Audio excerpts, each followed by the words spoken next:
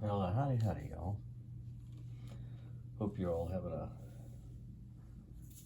good, good weekend, if you will. It's a Saturday night, and I thought just for nostalgia's sake and for the fun of it, I would reminisce a bit and go back to the days when I first started playing this game. We used to call it downtown Vegas. Now they call it Fremont Street. On Fremont Street, there actually was traffic. Two-way traffic, stop signs, cars. It was a boulevard, a main thoroughfare, if you will.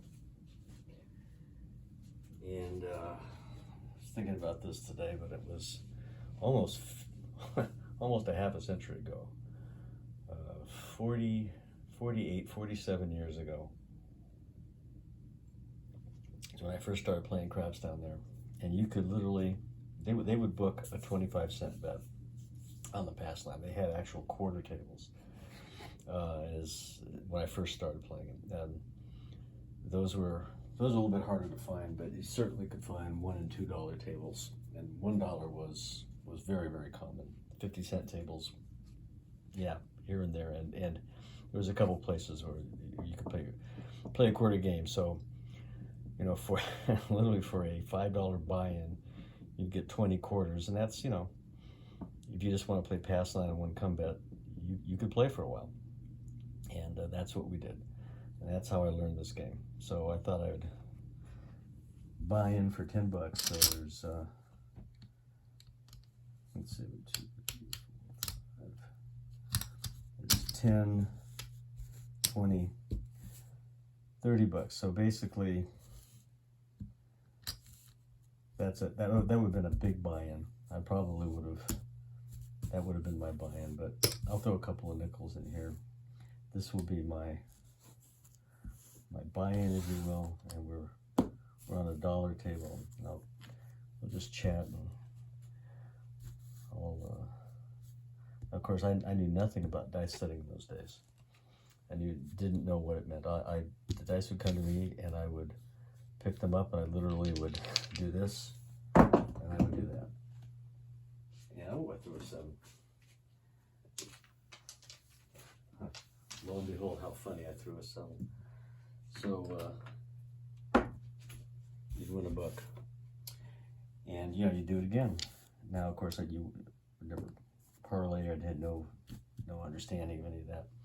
But the thing, too, is I would rarely ever touch the dice. I was too much of a novice, too much of a beginner to even care to throw them. I was scared to do it. So I'd always pass the dice. But when I did that, I always noticed there was somebody at the table, and I'll go down here to kind of illustrate it.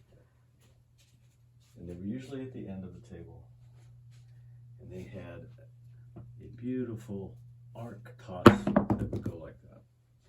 And I thought, wow, hey, that's really cool. So what do we got? We got an 8. And I thought, wow, that's a cool way to throw the dice. So I finally, after time, got kind of enough courage to do that. So I thought, well, can I do that? And I would always go like this, and they'd land short. And inevitably, I would be told, no, you got to get him to the back wall, sir. Now, in those days, dice setting was known by a select few players.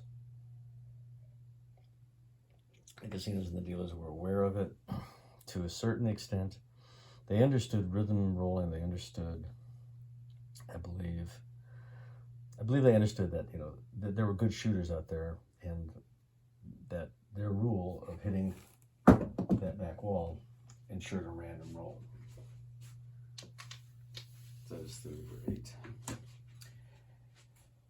And anyway, but I noticed that, so there was, we were playing, and dice would go around the table, go around, clockwise, and you'd be here. And the object in those days for me was to try and play as long as I could on that $5 to $10 buy-in, because I mean that was a fair amount of money for me at that time, but it wasn't make or break. You know, you could, if you lost the $5, you lost the $5, you know, and maybe your whole bankroll for the weekend was. It was good. It was definitely less than 50. That's for sure. So, and you know, but you know the ebb and flow of the game, and especially if you're only betting pass line and maybe one come bet, you know, you're going to hang in there for a while. But I always noticed that there was somebody, not at every table, but often enough, and in each trip to Vegas, there was always somebody at a table. There was always one hand somewhere. Every time the dice came to that person, they had a way of throwing them, whatever it was, and a pattern and a consistency, and we made money off of those shooters, you know. And so you know, the good shooter, waiting for the good shooter, looking for the good shooter. No good shooters at this table. Let's go to another table. So you were looking for those good shooters. Now the logic of the game tells you that that's a fallacy, because it shouldn't matter who's throwing the dice. It shouldn't matter whether it's a robot or, you know, a squirrel for that matter. Okay, there's a 7. Shouldn't matter, right? The dice are the dice that they're throwing. There's a 10. Shouldn't matter who's throwing them. But I couldn't shake it out of my head that there was a difference. Some people seem to have a knack, an ability. So I started thinking, well, maybe, and I noticed that they would move the dice around. You know, they would do this before they threw them. I thought, well, maybe they're doing something. You know, maybe they're putting them in a position. Maybe, okay, the point is 10. They're putting a 10 on top, or they're you know, putting, yeah, something like that. Maybe that's what they're doing. You know, and maybe they're, rather than shake them up in their hand, maybe they're. I noticed they just pick them up and they don't shake them, and maybe there's something about, if you can get them to come down to the other end of the table and land the way you set them, maybe there's a better chance that they'll end up that way. Now, this is just, you know, my intuitive analysis as a, you know, 21-year-old college kid, enamored with the game and watching all those old timers, those good shooters, those desert rats, I used to call them, out there in Vegas when I would make the drive, watching those old guys. So time went on, and many years later, probably somewhere close to 6 to 7 years ago, I was at a casino night charity event.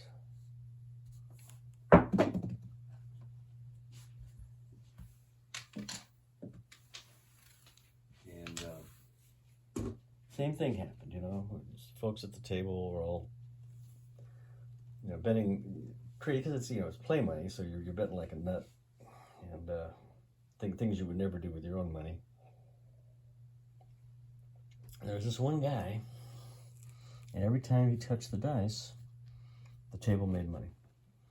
And we got to the point where, you know, because the more money you had at the end of the more chips you had, you know, you could get raffle prizes and stuff. So by golly, you know, I mean, we were starting to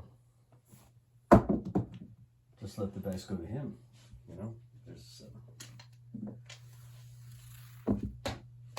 And so I said to him afterwards, I said, hey, you know, how is it that you're able to do that? You know, I mean, it's uncanny, you know.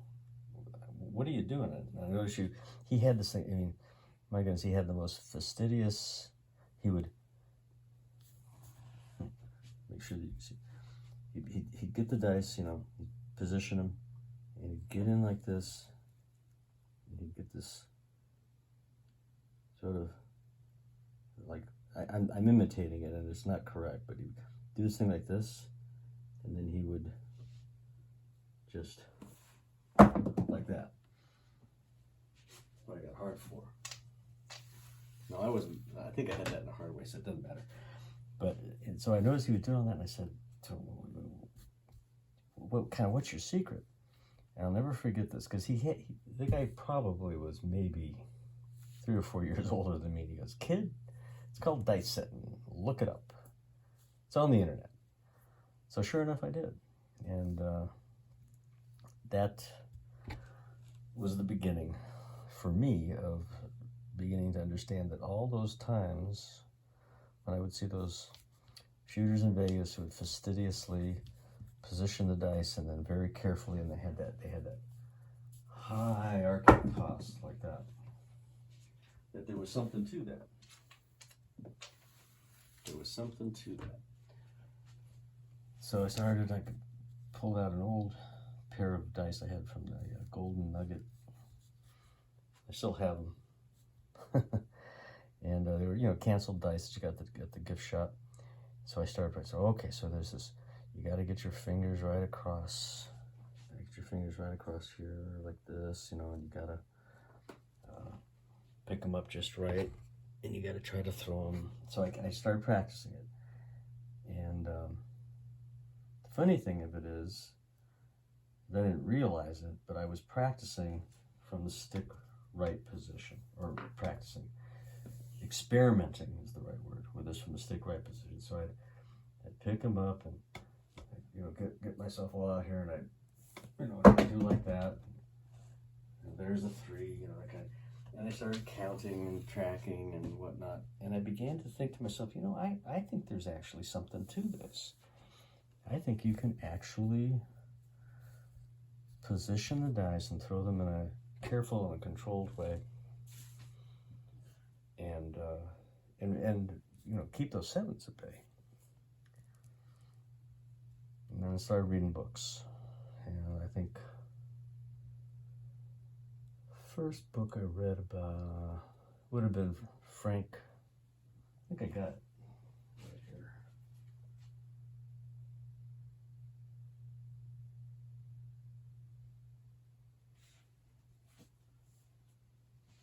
Yeah, this book right here. Frank Schoolbuddy. Casino Craps. Shoot to win. And then I got these 2. Let's see, can you see that? Wong on Dice, Mad Professor. And then that led me to, where'd it go? Oh yeah, this one. This is the Sharpshooter's book, which really talks about the classic 3-finger pendulum grip. Get the edge at craps. And what else did I read? Let's see here. Well, of course,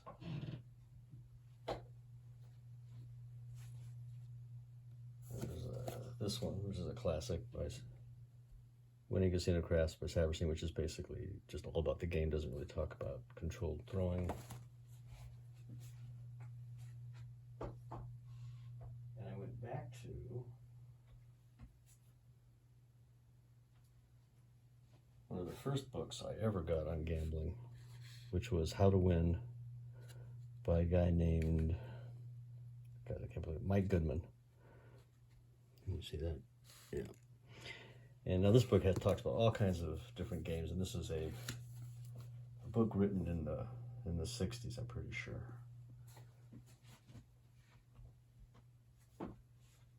And then of course there's Scarney, I should say, and those guys. So began to really try to understand the math and all that jazz, but behind the game of craps. I don't really like any other casino game. I mean, I play blackjack occasionally, but I really don't care for it. I'm no good at poker. I'm the guy at the poker table that everyone's going, there's the money. So I'm no good at poker, so I don't play it, and I don't like slot machines. So this is the game. All right, so that's how it all kind of started out for me. How much time have I been blabbing away? 15 minutes. All right, so for the next couple of minutes, let's throw some dice for real, and let's just bet like we used to back in the old days. I'll use a hard way. I'll use a hard way set here. 5, 4, 5, 4. To start off with. There's a yellow.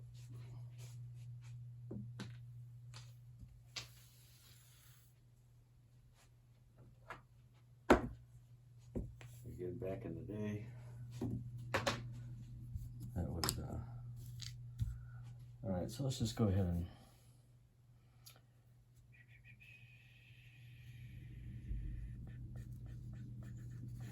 all right, this is the set I've been liking from this spot. Move out here a little bit more. Hopefully you can see a little easier what I'm doing.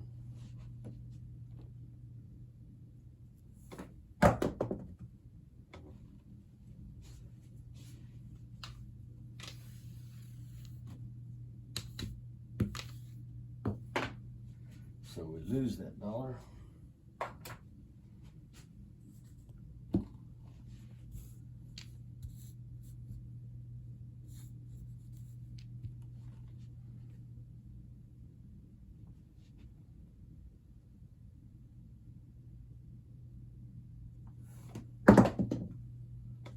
There's a 4.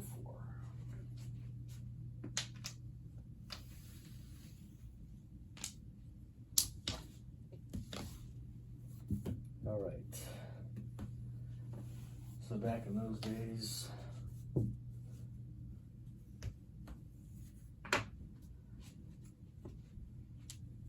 you would take, you knew that paid 2 to 1, right? So you put down $1, you would get $2 back. And the minimum that this table say is $1, you would put out a $1 come bet. And I won't say you'd be biting your nails, but you'd be hoping the next toss was a positive toss.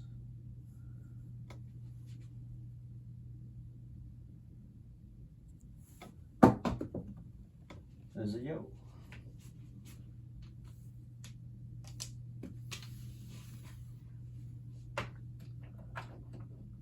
Very excited now because you just won on that come bet.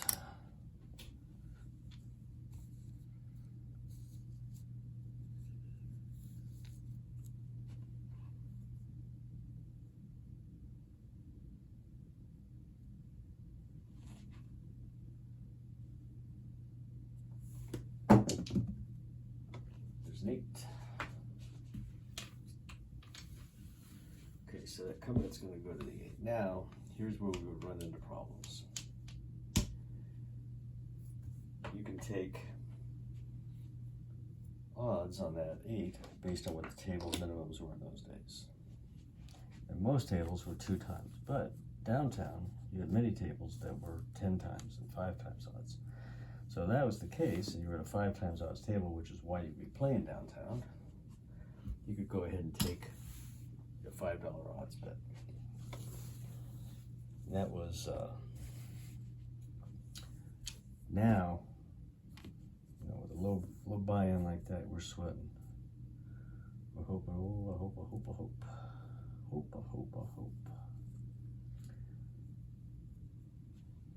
But you know, that's all you had. You were just call it shortstop. You have short stack. There's another yo. So now, back in those days, I'd be sitting there with my 2 bets on the table, hoping for my numbers to hit clueless, really, seriously clueless about what else was going on at the table. All I'm looking at is those two bets. But the action that you do, the excitement, the camaraderie, the banter, the stick calling out the number. It's intoxicating, you know? And you would hope and hope and hope. There's an 8. How about that? Very excited. I won.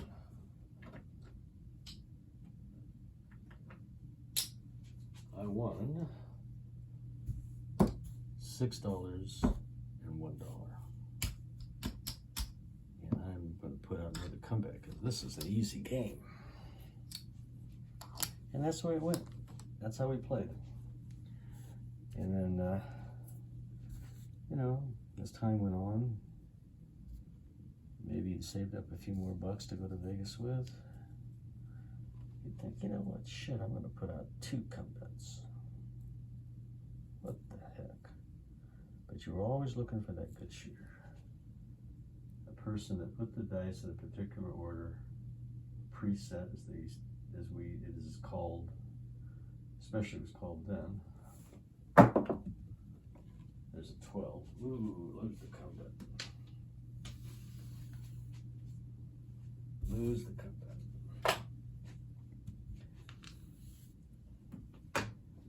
Oh no, I got confidence in this shooter. We're putting out another comeback, man. And you got confidence. This guy knows what he's doing. That's what you'd be saying.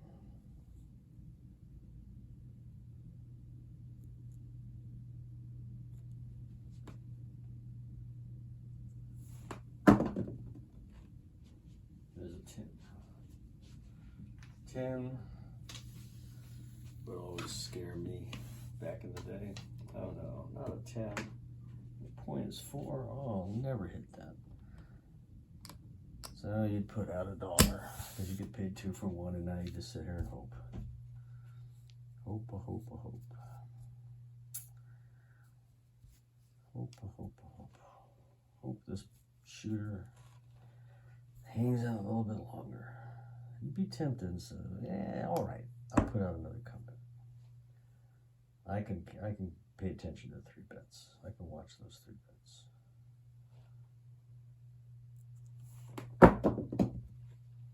There's an 8.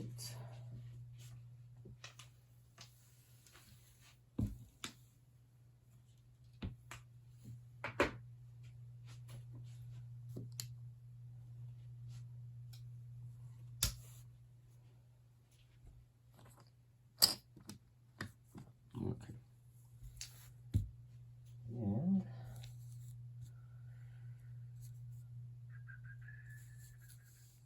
okay, so we got 2 bets out there. We're hoping this shooter's going to hang in a little bit longer.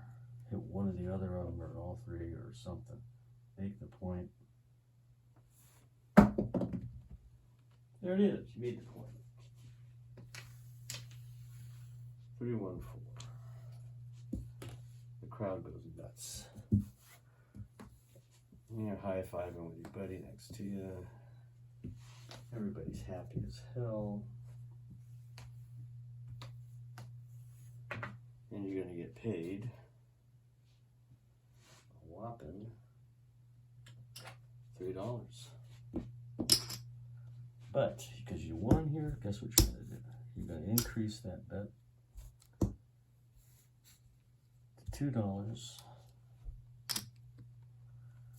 And you're going to come on out again. Same good shooter coming out. And it would go on and on like that. So, anyway, I just thought I'd get a little nostalgic and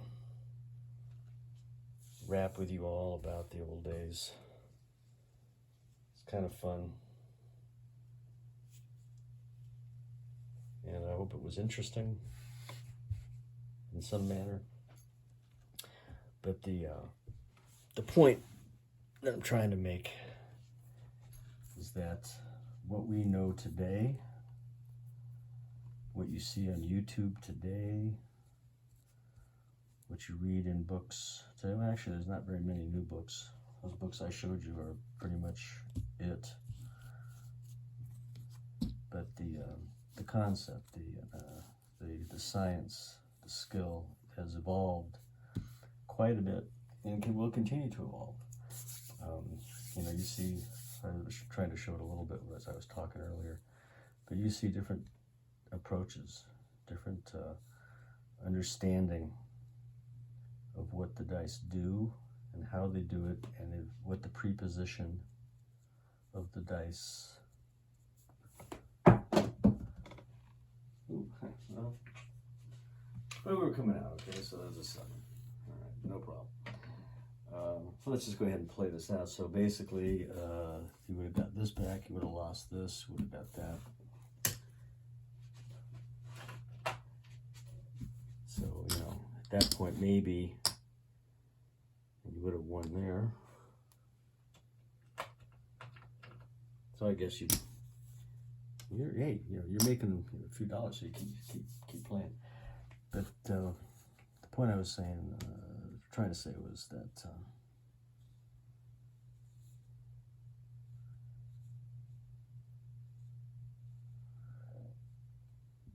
the skill has evolved. The understanding of influencing the dice has evolved.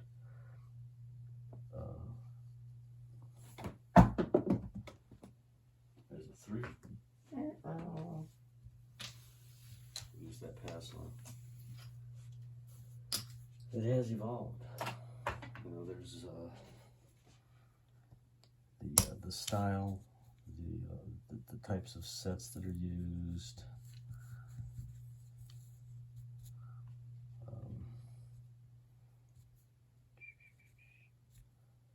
The V's, the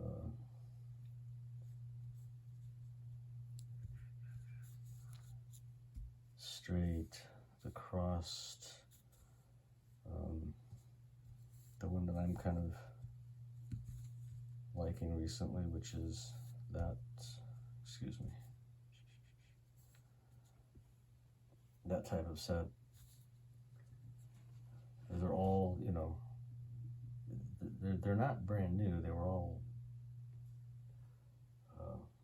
researched and pioneered,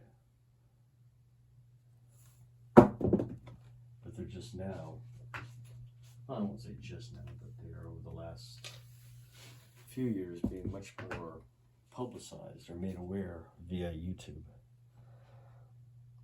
One more book I want to show you.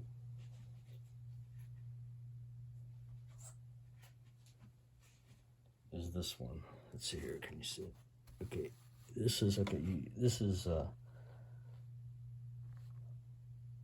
Dice Control for Casino Craps, Gambling Disciples of God. Crazy title, right? But the author of this book is Yuri. Let's see here. Yeah, Yuri. Yuri.